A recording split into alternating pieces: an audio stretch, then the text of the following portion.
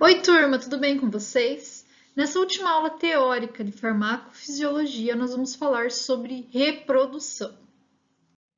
Para que a reprodução humana ela ocorra naturalmente, nós precisamos de uma resposta sexual. A resposta sexual nos seres humanos ela é dividida em 4 etapas: excitação, platô, orgasmo e resolução. A excitação é quando nós temos aí os estímulos eróticos que vão preparar a genitália para o ato da cópula ou do coito. Nos homens, essa excitação vai fazer com que ocorra a ereção do pênis, e nas mulheres nós temos aí a ereção do clitóris e também a lubrificação da vulva. No platô, aquelas modificações que começaram durante a excitação, elas vão ser intensificadas até chegar no orgasmo. No orgasmo, nós vamos ter uma série de contrações musculares que vão proporcionar o prazer intenso, vão aumentar a pressão arterial, a frequência cardíaca e a frequência respiratória. Nos homens, essa contração ela vai resultar normalmente na ejaculação, e nas mulheres, essa contração fará com que o útero e as paredes da vagina se contraem. E como resolução, nós temos aí aquele período logo após o orgasmo, onde os parâmetros fisiológicos vão voltar ao normal, como antes da resposta sexual. Tanto o ato sexual masculino quanto feminino, ele vai ser controlado pelo sistema nervoso parasimpático. Então, quando nós temos estímulos táteis, por exemplo, nós vamos ter aí uma percepção pelos mecanorreceptores. Esses mecanorreceptores vão enviar sinal pelo neurônio sensorial até o nosso centro encefálico superior. Esse é um tipo de estímulo que nós podemos ter sexualmente. Podemos também ter estímulo erótico visual ou até mesmo pensamentos que nos dão estímulo. A partir do momento que nós temos esses estímulos, nós vamos então, através das vias descendentes autônomas, estimular o nosso sistema nervoso parasimpático. Esse sistema nervoso vai ser o responsável pela ereção. Do mesmo modo que está sendo estimulado o sistema nervoso autônomo parasimpático, o sistema nervoso simpático ele começa a ser inibido, tá? Então, teve-se o estímulo parasimpático, a liberação de neurotransmissores. Qual que é o neurotransmissor liberado pelo sistema nervoso autônomo parasimpático? Acetilcolina. Então, a acetilcolina vai fazer com que ocorra um aumento na produção de óxido nítrico pelas células e liberação desse óxido nítrico. Esse óxido nítrico, por sua vez, vai aumentar o GMP cíclico, e o GMP cíclico vai fazer com que ocorra vasodilatação das artérias do pênis, o sangue vai conseguir fluir melhor naquela região e vai acontecer então a ereção. Então o sangue ele vai entrar lá naquela parte esponjosa do pênis que a gente viu na aula passada. A partir do momento que ele entra nessa região, ocorre a ereção. A disfunção erétil ela é uma incapacidade de atingir ou sustentar a ereção peniana. Geralmente é causada por problemas endócrinos ou neurais, por doenças como insuficiência vascular, e também pode ser induzida por fármacos. A outra causa pode ser psicológica. Em homens com aproximadamente 40 anos, muitas vezes a disfunção erétil está ligada à doença cardiovascular e também à arteriosclerose. O que acontece? Quando se tem essas doenças, nós temos uma diminuição da produção de óxido nítrico pelas paredes vasculares. E isso faz com que não se tenha o aumento de GMP cíclico e, consequentemente, não se tenha a ereção. Quando nós falamos de indução por medicamento, nós também temos a indução por álcool, que inibe o desempenho sexual, e também a indução por medicamentos antidepressivos que diminuem o libido. E claro, né, que toda vez que nós pensamos em disfunção erétil, nós pensamos em relação ao Viagra. Como que o Viagra funciona? Então, o Viagra, ele vai prolongar o efeito do óxido nítrico. E como que ele prolonga esse efeito? Ele bloqueia a fosfodiesterase 5. Essa fosfodiesterase é uma enzima que degrada o GMP cíclico. Então, por mais que às vezes a pessoa tenha uma quantidade pequena de óxido nítrico, quando a fosfodiesterase ela atua, ela degrada o GMP cíclico e, consequentemente, a ereção ela não ocorre ou não se prolonga. Então, quando nós temos uma inibição dessa enzima, a ereção ela vai se manter por mais tempo, podendo, né, claro, depois de se manter, chegar à ejaculação, que geralmente o homem que tem disfunção erétil ele não consegue chegar à ejaculação. A excitação feminina ela também vai acontecer pelos nervos parasimpáticos. Então, nós vamos ter a liberação de acetilcolina. Essa acetilcolina vai aumentar a produção endotelial de óxido nítrico.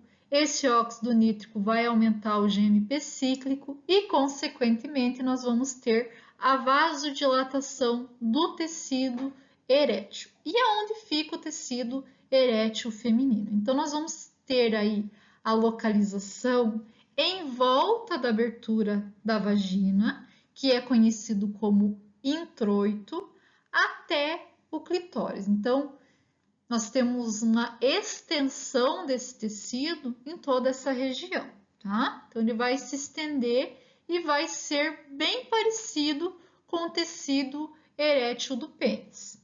Além disso, quando nós temos essa liberação de sinais parasimpáticos de acetilcolina, nós temos a estimulação de liberação de muco pela glândula Bertolin. Essa glândula Bertolin ela vai ser localizada na vulva, uma em cada lado da vagina, tá?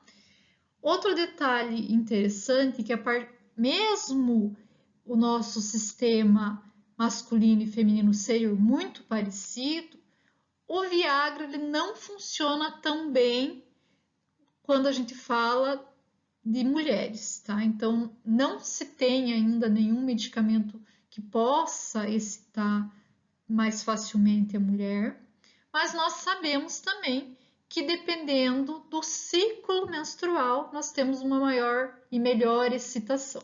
Por exemplo, durante a ovulação, que se tem a liberação muito grande de estrogênio, esse estrogênio facilita a excitação feminina.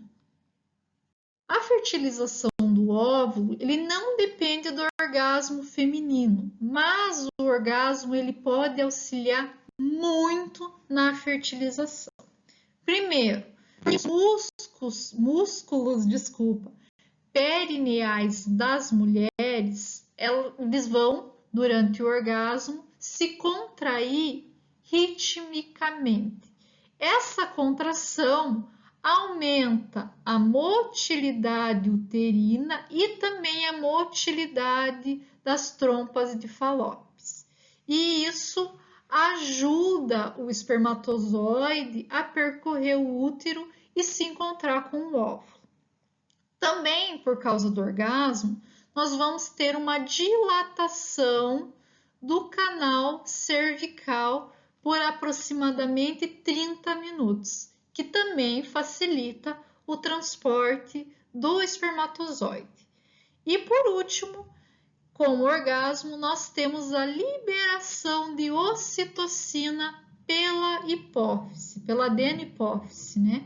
Essa ocitocina, ela vai causar contrações rítmicas no útero, que também auxiliam no caminho, no transporte do espermatozoide até o óvulo.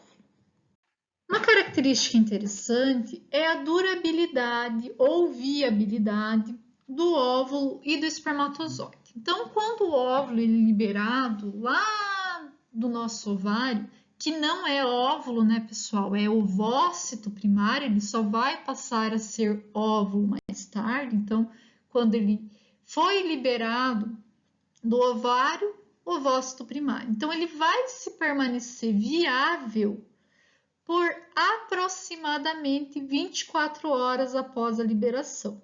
Então, se nessas 24 horas não teve o encontro do óvulo, que é o ovócito primário, com o espermatozoide, nós não teremos a fecundação naquele mês ou até a próxima ovulação. Já o espermatozoide, ele consegue se manter dentro do útero por aproximadamente 5 dias úteis. Então, por esse tempo, ele consegue permanecer viável. Então, se você teve relação 5 dias antes de ovular, potencialmente falando, tem-se chance de engravidar, tá? Do mesmo jeito que o ovócito, quando sai do ovário, ele ainda não é uma célula viável, o espermatozoide, depois de ser ejaculado, ele ainda não é uma célula viável. Por quê? Porque lá nos epidídimos, o espermatozoide ele recebe uma camada protetora de colesterol. Essa camada vai impedir que as enzimas presentes aqui no acrossômio do acrossômio do espermatozoide atuem. Então, o colesterol ele tem essa função. A partir do momento que o espermatozoide ele entra no útero, ele começa a perder essa camada de colesterol. E isso é muito bom para ele, porque a partir do momento que ele perde essa camada de colesterol, a primeira coisa que vai acontecer é aumento da entrada de cálcio. Esse cálcio, como em várias outras células, vai auxiliar no movimento celular. Então, ele vai fazer com que ocorra aí um aumento no movimento do flagelo do espermatozoide. Além disso, o cálcio que entrou na cabecinha aqui do espermatozoide, digamos assim, ele também vai auxiliar na liberação rápida de enzimas pelo acrossômio quando esse espermatozoide chegar lá no óvulo, quando ele começar a penetrar o nosso ovócito primário. E por que essas enzimas que eu comentei, elas são tão importantes quando ocorre o encontro entre o ovócito e o espermatozoide? Então, primeiramente, em volta do nosso ovócito, nós temos uma célula, melhor dizendo, uma barreira celular, chamada de células da corona radiata. São células glanulosas. Então, ele precisa, primeiramente, penetrar essa célula. E depois, ele precisa penetrar essa outra barreira aqui, chamada zona pelúcida. Então, nós temos duas barreiras principais: a célula da corona radiata e a zona pelúcida. E aqui eu queria que vocês ainda prestassem um pouquinho de atenção sobre o nosso remanescente aqui. Estão vendo o corpúsculo polar? Às vezes a gente pensa que após a formação esse corpúsculo ele é descartado, degenera rapidamente, mas não, ele fica ligadinho aqui ao ovócito primário. Então, a partir do momento que ocorre a liberação do ovócito, que ainda não é o ovócito, lá pelo nosso ovário, nós temos a primeira meiose que vai originar o ovócito primário, tá? Então, ele vai ficar desse formatinho aqui. Então, como eu falei para vocês, os espermatozoides, eles têm aí enzimas estocadas no acrossomo que vão auxiliar na fertilização. Então, essas enzimas, as mais comuns são a hialuronidase e as enzimas proteolíticas. A hialuronidase, nossa, tô com dificuldade de falar isso. Elas vão polimerizar o ácido hialurônico das células glanulosas. Então, vão atuar aqui rompendo a ligação entre uma célula e outra, tá? Vão fazendo com que ocorra a entrada ou a aproximação do espermatozoide até a zona pelúcida. Então, o que acontece? Entre cada célula aqui, para a junção dessas células, nós precisamos de ácido hialurônico. Então, se nós temos uma polimerização desse ácido, o espermatozoide ele consegue chegar na região da zona pelúcida. E as enzimas proteolíticas, elas vão auxiliar digerindo proteínas celulares, também para auxiliar esse espermatozoide chegar nessa região. Dos 20 milhões de espermatozoides que foram liberados durante a ejaculação, somente 100 conseguem chegar até o ovócito. E lá, quando o espermatozoide chega ao ovócito, ele vai se ligar aqui, ó, nas proteínas receptoras presentes na zona pelúcida. A partir do momento que ele se liga a essas proteínas, ele começa a mover o seu núcleo para dentro do ovócito. Imediatamente começa a acontecer uma reação chamada de reação cortical. E o que é essa reação cortical? É quando os íons de cálcio eles se difundem através da membrana do ovócito e provocam a liberação por exocitose de vários glânulos chamados glânulos corticais. Esses glânulos vão para o meio externo e vão impedir que ocorra uma polispermia, que é a penetração de outro espermatozoide. Então, por isso que somente um espermatozoide, normalmente, é claro, entra no ovócito. Logo após a entrada desse núcleo, vocês viram que o resto ó, vai ficar tudo para fora, só vai entrar o núcleo do espermatozoide. Nem a mitocôndria do pai a gente só recebe o núcleo, tá? Então, a partir do momento que esse espermatozoide consegue chegar no citoplasma do ovócito, vai ocorrer então o desenvolvimento de mais uma divisão meiótica. E a partir de agora nós vamos ter 23 cromossomos do pai e 23 cromossomos da mãe. Dos outros 23 que nós tínhamos aqui, que era da mãe, nós vamos ter a formação aí de um segundo corpúsculo polar, tá? Então, lembram lá que nós tínhamos o primeiro corpúsculo polar e o segundo corpúsculo. Aqui, o nosso ovócito, ele passa a ser conhecido como ovócito secundário ou óvulo, que aqui ocorreu realmente a fecundação e ele já pode ser considerado assim.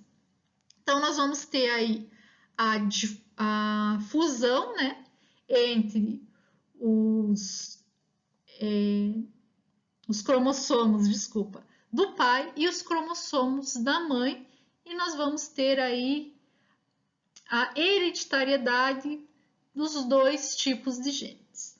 tá? E vamos ter a fusão, e por isso, gente, por causa dessa corrida, digamos assim, que tem tanta diferença entre um irmão e uma irmã, um ser humano e outro ser humano, porque a seleção desses cromossomos ela é muito diversificada, né? Então depende muito o que foi, qual a diversificação teve aí tão grande, dando características diferentes para cada ser humano.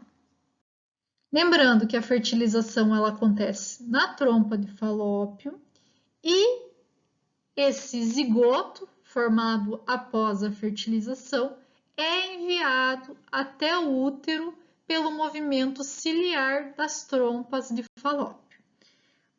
Lá no útero, após 9 dias, mais ou menos, nós teremos a implementação do blastocisto. Esse blastocisto tem aproximadamente 100 células. Então, para vocês terem noção do tamanhico que é esse blastocisto. Pessoal, uma característica importante. Se acontecer desse blastocisto, em vez de implementar no útero, implementar na tromba uterina, na trompa de falópio, nós vamos ter uma gravidez chamada de gravidez ectópica. Geralmente, né, não se consegue levar adiante essa gravidez porque pode romper essa trompa, tá? Então, o que acontece após implementação desse blastocisto? Ele vai mandar sinal para o ovário. Para quê, pessoal? Para que esse ovário continue produzindo, através do corpo lúteo, progesterona. Porque se ele não continuar produzindo progesterona, nós vamos ter a degradação daquelas células do endométrio e vai.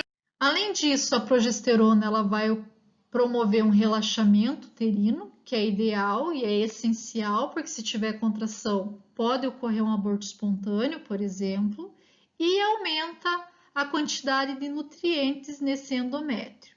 Esses nutrientes são extremamente importantes, até porque o feto ele utiliza esse nutriente presente no endométrio até a 8ª semana. Pensem como é importante essa nutrição da região. Depois, claro, nós vamos ter o desenvolvimento do cordão umbilical e nós vamos ter uma modificação na nutrição, mas a gente já vai falar. Então, até a 8ª semana, nós vamos ter a nutrição através do endométrio e a partir do 16º dia, nós também teremos a nutrição vindo da placenta. Então, a placenta ela vai se desenvolver através dessa camada externa aqui do nosso blastocisto. Então, essa camada ela vai dar origem ao córneo. E esse córneo, então, vai se desenvolver e vai originar a placenta. A placenta ela vai ser importantíssima, tanto na nutrição como na troca gasosa e também troca de metabólitos entre a mãe e o feto. Então, o nosso feto, o embrião já nessa 10ª semana, ele vai estar aí flutuando no líquido amniótico. Ele, em volta do líquido amniótico, nós temos uma membrana chamada amnio, que produz esse líquido amniótico. Nós temos o córneo e também o saco vitelino, que proporciona ao feto alguns nutrientes. Nos humanos ele não é tão importante, tá? Ele auxilia muito, mas ele tem uma função maior, por exemplo, em animais que botam ovo, como aves. É através desse saco vitelino que a ave se alimenta durante a sua, como é que eu vou falar? o seu desenvolvimento embrionário. Então, é a partir desse saco vitelino. Aqui no feto, ele auxilia, ele manda alguns nutrientes, mas é pouco. A maioria dos nutrientes vem da mãe, né? Isso que acontece na maioria dos mamíferos que engravidam, né? Que a gente sabe que tem mamíferos que botam ovo também. Então, o que que acontece? A partir do momento que a nossa placenta, ela se forma, nós vamos ter a formação do cordão umbilical e essa placenta é onde vai ocorrer a troca desses nutrientes e também de outros componentes com a mãe. Então, entre a placenta e o útero, nós vamos ter essas microvilosidades, né? Que vão levar o sangue, vão deixar em contato o sangue proveniente da mãe com o do feto. É claro que nem tudo da mãe vai ser passado para o feto, mas muita coisa nós vamos ter a passagem aqui pelo sangue. Em azul, nós temos o sangue proveniente do filho e em vermelho o sangue proveniente da mãe. Aqui, ó, vocês conseguem ver, nós temos um espaço, digamos que seja um espaço entre o útero e entre a placenta, onde ocorre a troca de sangue entre a mãe e o filho. Então, os vasos sanguíneos maternos vão enviar o sangue para essa região e vão retirar o sangue dessa região também. E aqui nas vilosidades coriônicas do embrião vai ter a troca de nutrientes e também troca de outros componentes. Para vocês terem uma ideia, quando a mulher está grávida, 10% do débito cardíaco da mãe passa por essa região. Então, é uma porcentagem razoável, né?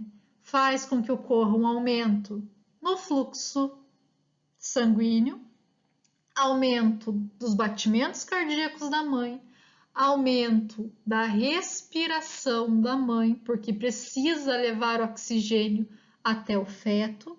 Em relação ao oxigênio, uma característica interessante, o da mãe, ele vem numa pressão de aproximadamente 50, né, porque o sangue já passou por algumas regiões, e o do feto, a pressão do oxigênio está em torno de 30. Então, consegue-se fazer a troca gasosa tranquilamente, né? Então, é bem interessante. Outra característica interessante, o metabolismo da mãe aumenta bastante, porque precisa enviar nutrientes para o filho, principalmente nas últimas semanas de gravidez. E o nosso organismo, ele é muito inteligente, pessoal. Eu já falei isso para vocês. Vocês não acreditam em mim, mas eu vou falar de volta. O que que acontece? Como ele sabe que nas últimas semanas ele vai precisar de mais nutriente, de mais açúcar para a criança poder crescer, para o embrião poder crescer, ele armazena muito nutriente na placenta. E além do né, da gordura que nós mulheres já armazenamos em algumas regiões essenciais, né, que vão ser utilizadas para o desenvolvimento do feto. Então, o organismo ele vai fazer armazenamento de substâncias durante a gravidez, na placenta geralmente, e durante a vida inteira em algumas regiões do corpo das mulheres, para que quando ela engravide, ela tenha essa reserva de energia. Interessante, né? E mais uma característica que eu esqueci de falar para vocês, em relação ao bombeamento cardíaco do neném, isso acontece, o coração ele começa a bater no embrião a partir de 21 dias. Então, a partir de 21 dias, a mulher já pode fazer a sua ecografia, que provavelmente ela já vai conseguir ouvir o coraçãozinho do seu filho batendo. Em relação aos hormônios secretados durante a gestação, a placenta ela vai ser responsável por secretar diversos hormônios que vão prevenir a menstruação durante a gravidez e também vão auxiliar no desenvolvimento tanto do feto como no corpo da mãe, para, por exemplo, produzir leite para o seu filho depois que ele nascer. Então, entre esses hormônios, nós temos a gonadotrofina crônica humana, hormônio lactogênico placentário humano, estrogênio, que a gente já produz, mas a placenta também passa a produzir, e progesterona.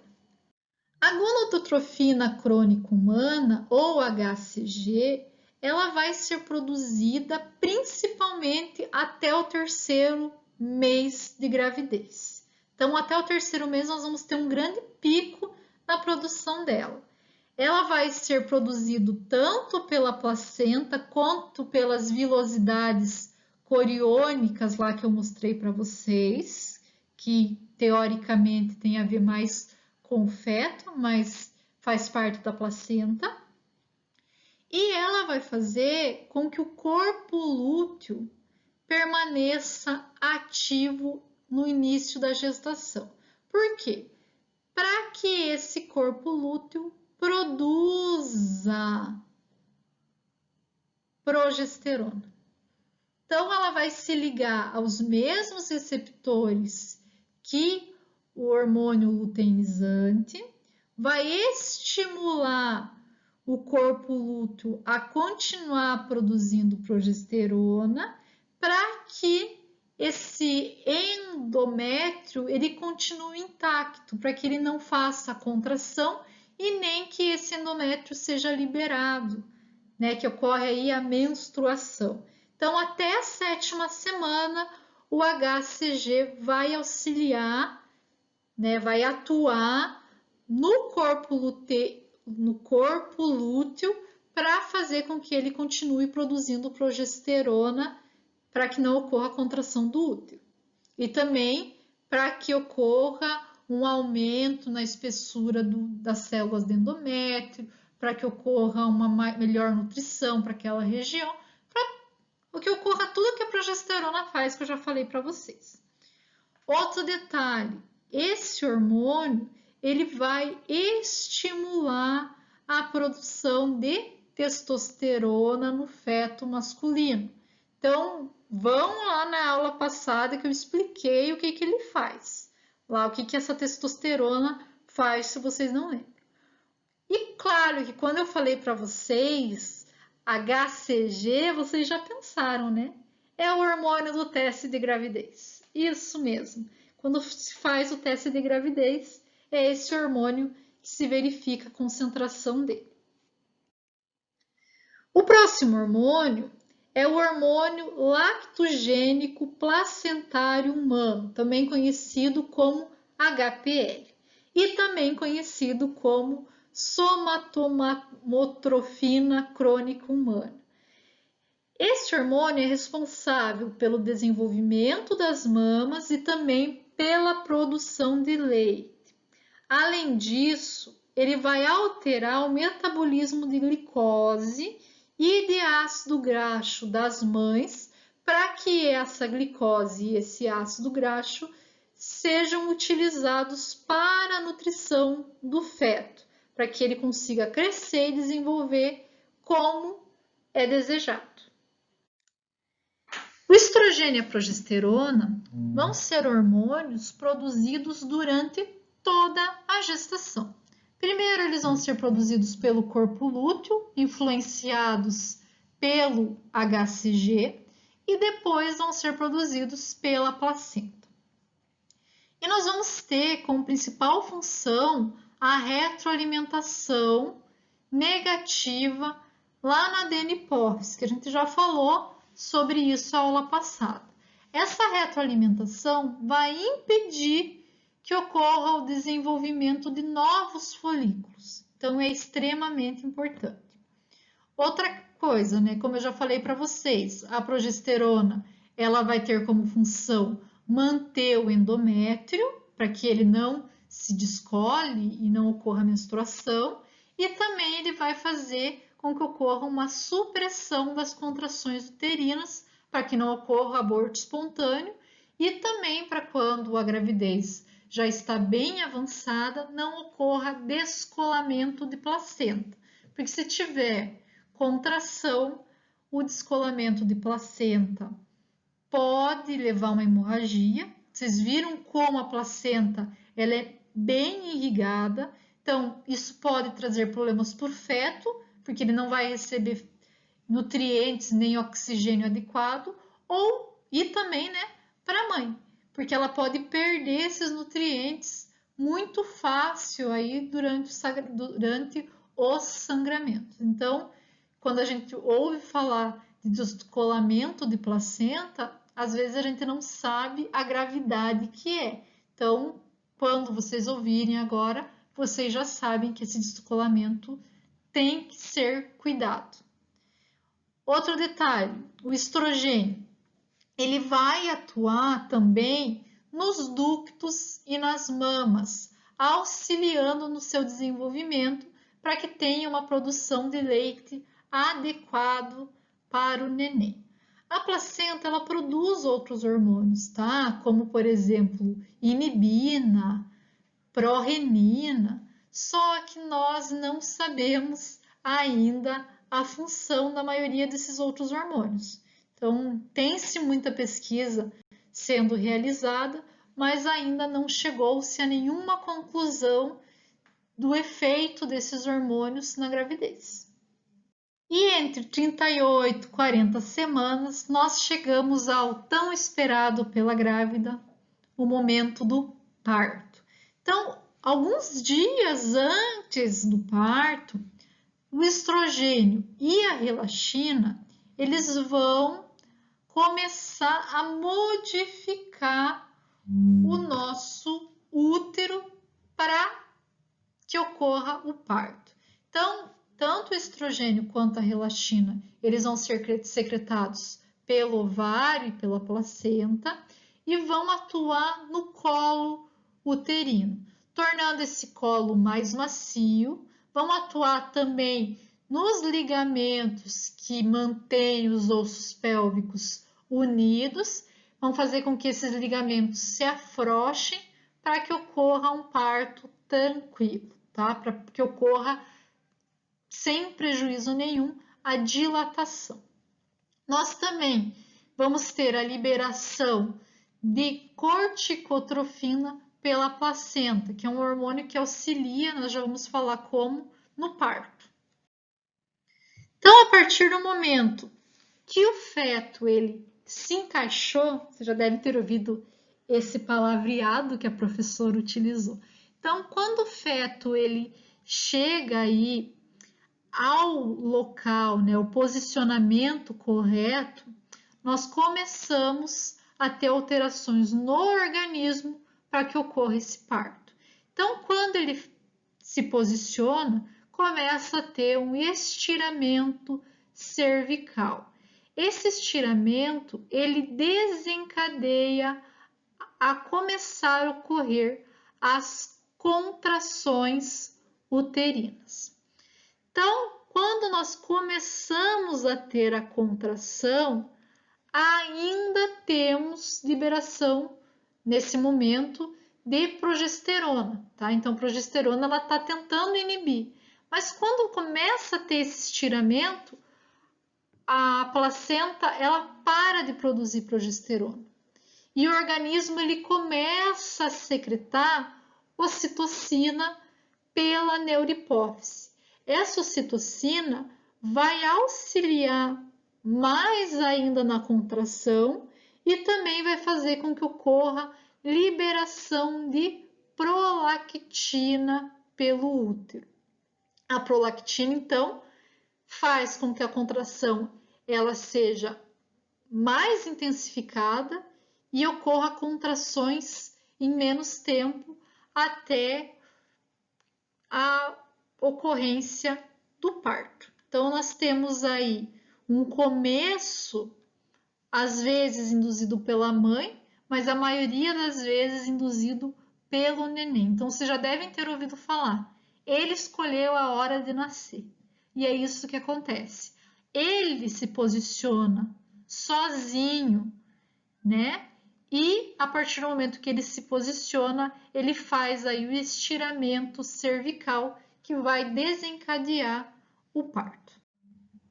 E depois do parto, eu acredito que seja uma das principais preocupações das mães é a produção de leite pelas glândulas mamárias. Então, como eu já falei para vocês, o nosso organismo é um organismo muito inteligente. Então, a partir da puberdade, nós já começamos a desenvolver as mamas esperando o dia de amamentar. Então, o estrogênio, que é liberado durante a puberdade, ele faz com que ocorra o desenvolvimento das mamas. Então, as mamas, elas vão ser compostas por glândulas, né? Essas glândulas, elas são parecidas, pessoal, com a glândula do pâncreas. Lembra que a gente falou?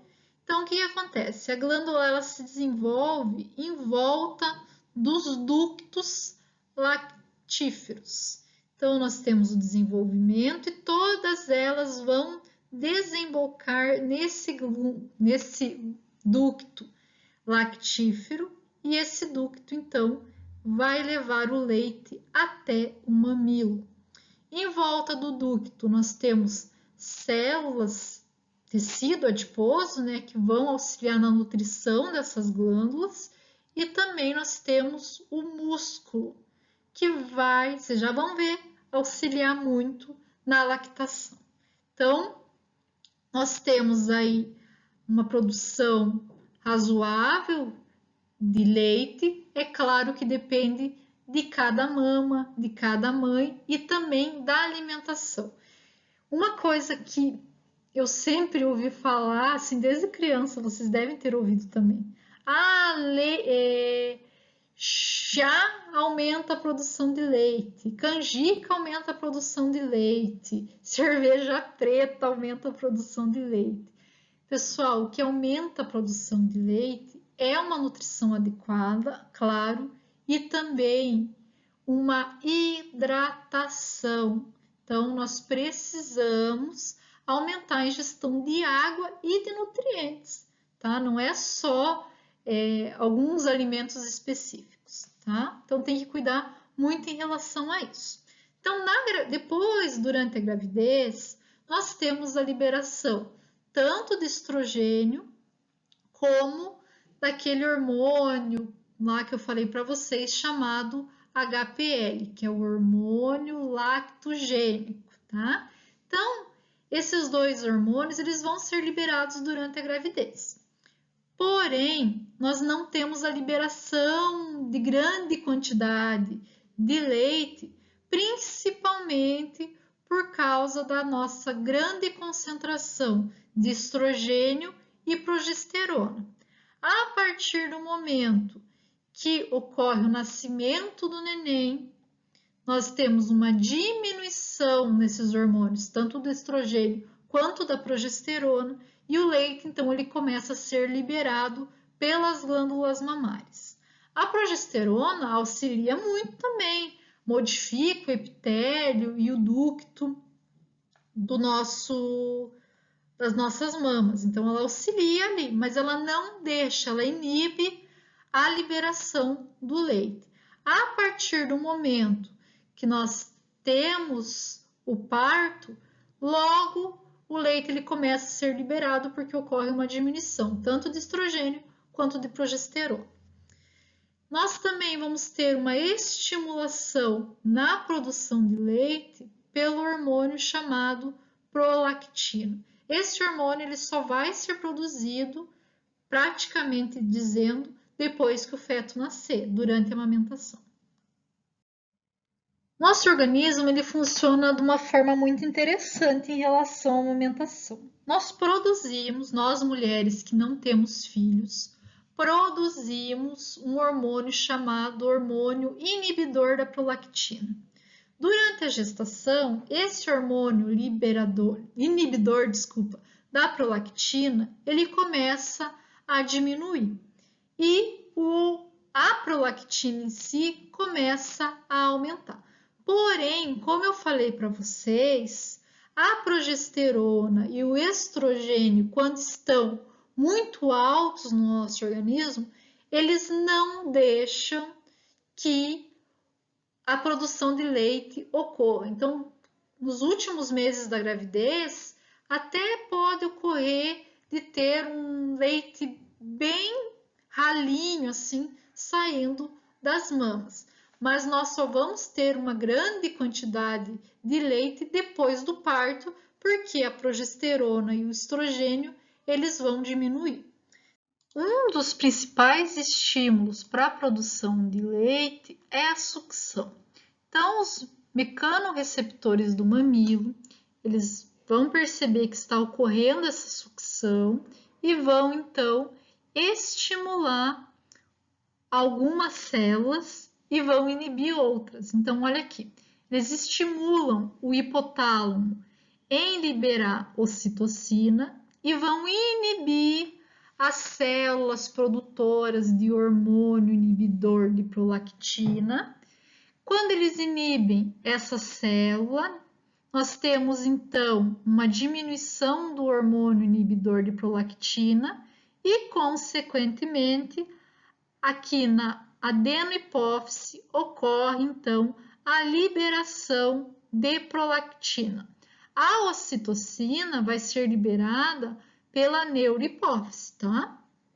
A prolactina então vai estimular a secreção de leite e a ocitocina vai estimular a contração do músculo liso dessa região, fazendo com que o leite ele saia como se fosse em forma de jato durante a sucção do neném. Outro detalhe, nós temos outros estímulos, por exemplo, som de criança chorando, estimula a mãe a produzir leite. Às vezes tem gente que fala que estimula até vendo outra pessoa chorar, para vocês terem uma ideia. Nós também temos estímulos dependendo do horário. Então, se o bebê é acostumado a mamar naquele horário, nosso organismo ele pode aprender que aquele horário tem que produzir leite. Então, pode ocorrer de produzir o leite naquele horário, tá? Então, é bem comum, o organismo ele vai se adaptando e depende, é claro, de cada mãe. O leite ele vai ser composto de gordura, aproximadamente 4%, cálcio, alta concentração e imunoglobulinas. E é por causa tanto dos componentes, é claro, mas por causa das imunoglobulinas, a importância tão grande na amamentação. Então, as imunoglobulinas elas vão dar ao recém-nascido, principalmente nos primeiros meses, uma imunidade, uma resistência a patógenos externos muito grande. Por isso que a OMS ela recomenda que a amamentação seja realizada exclusivamente com leite até os 6 meses, porque é só de leite que a criança vai precisar, todos os nutrientes estão no leite e por causa da imunidade que aumenta muito quando a criança faz alimentação de leite materno. Dos 6 meses aos 2 anos, nós recomendamos que faça a utilização de alimentação juntamente com a amamentação para continuar dando ao neném tanto imunidade como também uma alimentação equilibrada, é claro. Eu sei que fica meio batido falar sobre isso, mas nós vemos muitos pacientes que têm dificuldade em amamentar. Então, nós temos que explicar para eles o porquê é tão importante essa amamentação, principalmente nos primeiros meses de vida do neném. Então, como eu falei para vocês no começo da aula, essa é a última aula gravada. Na semana que vem, nós vamos fazer uma resolução de exercício para vocês fazerem, então, o questionário. E na próxima semana, eu vou disponibilizar a avaliação também pelo Moodle para vocês fazerem. Então, qualquer dúvida, pessoal, me mandem mensagem, tá? Obrigada pela atenção de vocês e uma ótima semana.